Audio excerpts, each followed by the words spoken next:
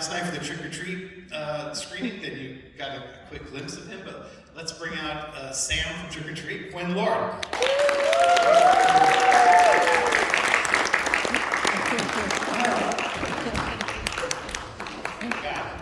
Run. That's right.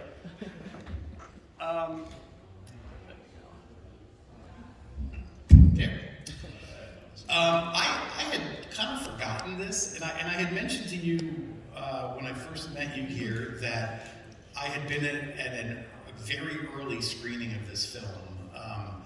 And I was wrong, because I was actually at the very first screening of this film. Back in 2007, December 2007, at Button-on-the-Thon in Austin. They played it there, and your director was there, and he did a Q&A, and I think he thought, he indicated it was going to be coming out fairly soon after that. And how old were you when you shot this movie? I was 7 years old. And how old were you when it came out in 2009? I was about 9, 10. Okay, so if it was after February, I was 10. I don't know exactly. Maybe you can.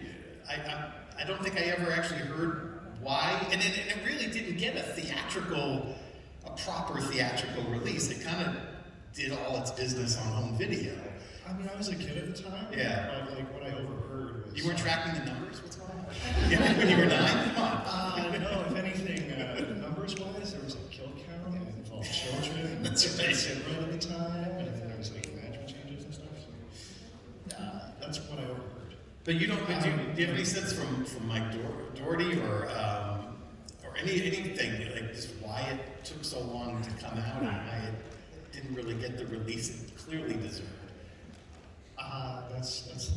That's what I overheard when I was growing up. It's just like something to do with killing kids. Oh, I see what you're saying. Okay, that was actually the reason. Okay. And also, well, I think it was around the time that Warner Brothers was like going to premiere or something. Okay. So that was taking place around the same time. Right. At least I think.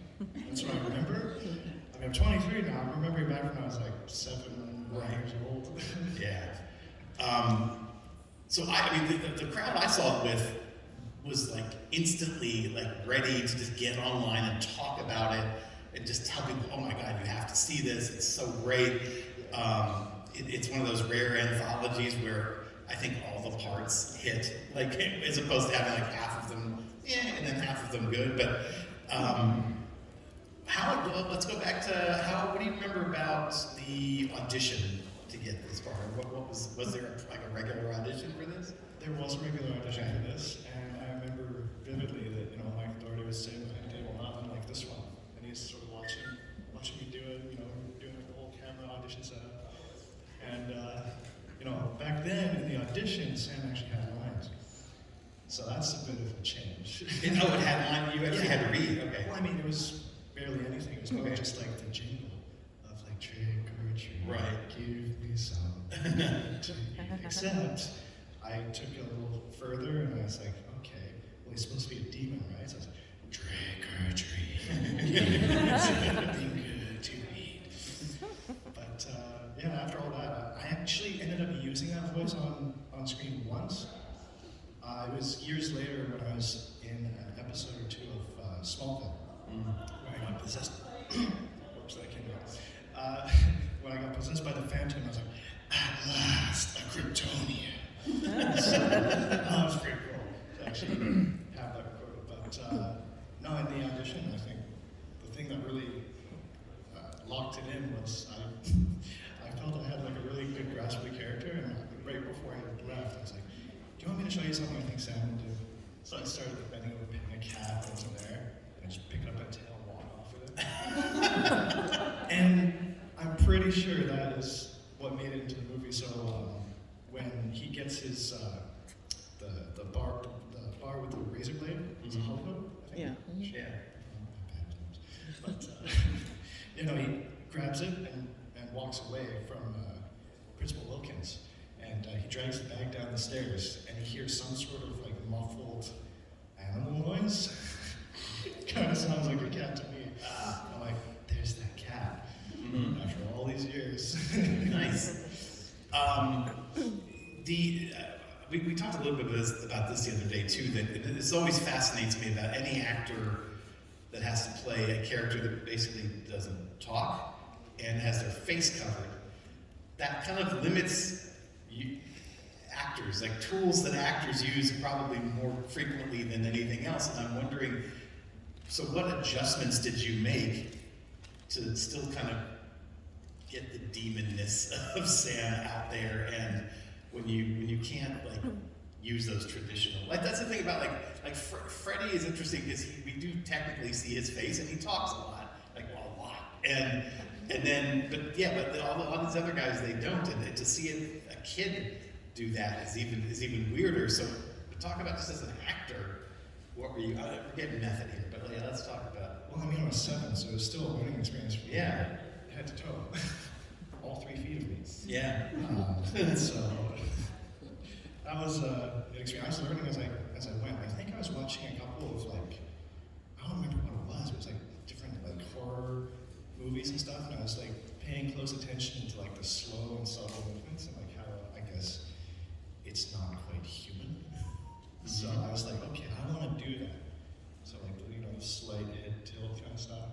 So I was like, actions do speak louder than words in the right moments. So, and then of course, other parts of it, like when Sam is slowly going towards Mr. Creed with the lollipop, about to bring it down into his chest. The menacingly slow walk is because I'm blind, not necessarily because I was trying to. I mean, I would have done something like that, but it wouldn't have looked the same. Because with the whole like rubberized animatronic face, like it is pitch black in front of me. I think when he gets shot by the shotgun, there's like a little hole in the top corner, like light. Yeah. I could see like a tiny little sliver. I'm like, there's the mark. Okay. 1 step, 2 step. Oh, I stepped on something. And it's like, oh, come to my voice. I'm like, yeah, acting like I could see. I think that was probably the biggest hurdle that I had in training Sam. Because also with like the burlap sack, there's actually one of the vendors, but it's like a prop collector has a stand in the room, and it's like where my table is. It's like straight down the alley, and there's like this. It's up against the opposite wall, and they have like one of the Sam heads that was actually used in the movie. We're not sure if it's the stunt double, photo double, or the one that I wore. I'm just going to say that I wore it because I wore a majority of the heads, so chances are. But yeah, it was nice to see that again. And you can sort of see how there's like some sort of contraption underneath, like a scuba helmet. Right. It's like more on the soft side. And then they roll up with it. But for close-up shots, you can see through it. So if you get close to that thing, you're like, oh yeah, it's not just burlap. So I had to do a double layer burlap, so I'm even more burned. It's like trying to see through a pillowcase, and you put another pillowcase on top of it, and it's nighttime. Yeah. So I saved myself from stubbing my toe on a ton of curbs. Yeah.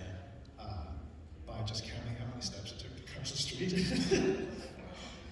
So because this film didn't get like a real wide release, I think it even took when I saw it. I don't think it played in December 2007. I don't even think it played a film festival until October 2008. The next screening at Stitches, I think it was that it. So it was almost a full year before it even played a second time. But because it didn't, but it still caught on somehow. Like it's still. I mean, we know it's home video, but it's a rare story. It's a rare story. Like that a film that never really got to play at drive-ins or theatrically or whatever has legs like this. And I'm wondering, have you given much thought to why this film has sustained, why this character in particular has sustained? I'd say the film as a whole, rewatchability. Yeah. And I would say the same thing about my favorite film of all time, Pulp Fiction. Like I really, really love Pulp Fiction. So like the multiple storylines, the not chronological ordering of them all, and how they all connect at the end and all that. Mm-hmm. Like it's something about that. Like even though I know how they all interweave with one another, you're always looking in the background. It's like, oh yeah, that's that person walking by in the background. That's their part. That's what's happening in their storyline. Well, this is happening. Like all the little Easter eggs, bringing it all together. Yeah, it's a lot of fun. But